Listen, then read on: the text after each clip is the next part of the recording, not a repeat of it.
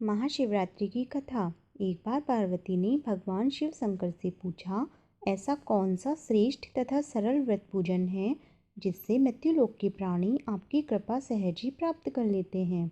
उत्तर में शिवजी ने पार्वती को शिवरात्रि के व्रत का विधान बताकर यह कथा सुनाई। एक गांव में एक शिकारी रहता था। पशुओं की हत्या करके वह अपने कुटुंब को पालता था। वह एक साहूकार का ऋणी था, लेकिन उसका ऋण समय पर न चुका सका। क्रोधवश साहूकार ने शिकारी को शिव मठ में बंदी बना दिया। संयोग से उस दिन शिवरात्रि थी। शिकारी ध्यान मग्न होकर शिव संबंधी धार्मिक बातें सुनता रहा। चतुर्दशी को उसने शिवरात्रि की कथा भी सुनी।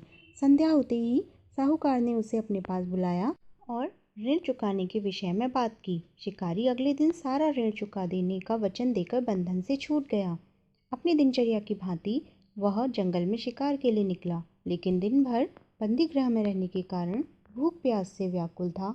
शिकार करने के लिए वह एक तालाब के किनारे बेल वृक्ष पर पड़ाव बनाने लगा।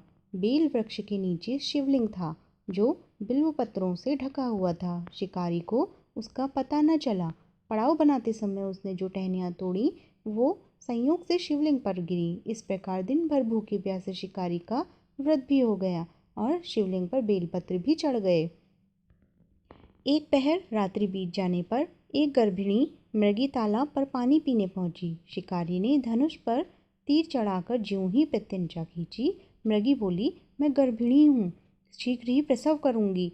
तुम एक साथ दो जीवों की हत्या करोगे, जो ठीक नहीं है। मैं अपने बच्चे को जन्म देकर शीघ्र ही तुम्हारे सामने प्रस्तुत हो जाऊंगी, तब तुम मुझे मार लेना। शिकारी ने प्रत्यंचा ढीली कर दी और मृगी झाड़ियों में लुप्त हो गई। कुछ देर बाद एक और मृगी उधर से निकली। शिकारी की प्रसन्नता का ठिकाना न रहा। समीप आने पर उसने धनुष पर बाण चलाया।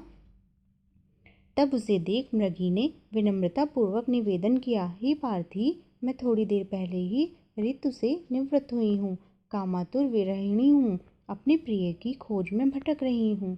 मैं अपने पति से मिलकर शीघ्र ही तुम्हारे पास आ जाऊंगी। शिकारी ने उसे भी जाने दिया।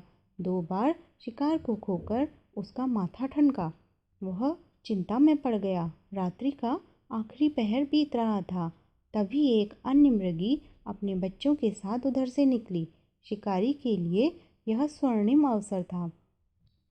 उसने धनुष पर तीर चलाने में देर न लगाई। वह तीर छोड़ने ही वाला था कि मृगी बोली, हे पार्थी, मैं इन बच्चों को पिता के हवाले करके लौट आऊंगी। इस समय मुझे मत मारो। शिकारी हंसा और बोला, सामने आए शिकार को छोड़ दूं? मैं ऐसा मूर्ख नहीं हूँ। इससे पहले मैं 2 बार अपना शिकार खो चुका हूँ। मेरे बच्चे भूख प्यास से तड़प रहे होंगे। उत्तर में मृगी ने फिर कहा, जैसे तुम्हें अपने बच्चों की ममता सता रही है, ठीक वैसे ही मुझे भी, इसलिए सिर्फ बच्चों के नाम पर मैं थोड़ी देर के लिए जीवन दान मांग रही हूँ।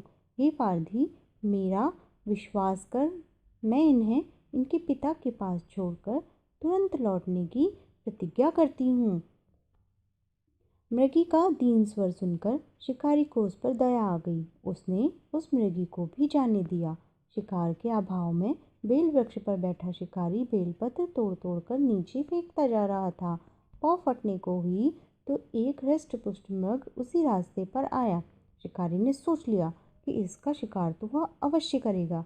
शिकारी की तनी प्रत्यंचा देखकर मृग विनीत स्वर में बोला, हे पारधी भाई, यदि तुमने मुझसे पूर्व आने वाले 3 मृगियों तथा छोटे छोटे बच्चों को मार डाला है, तो मुझे भी मारने में विलंब न करो, ताकि उनके वियोग में मुझे एक क्षण भी दुख न सहना पड़े। मैं उन मृगियों का पति हूँ।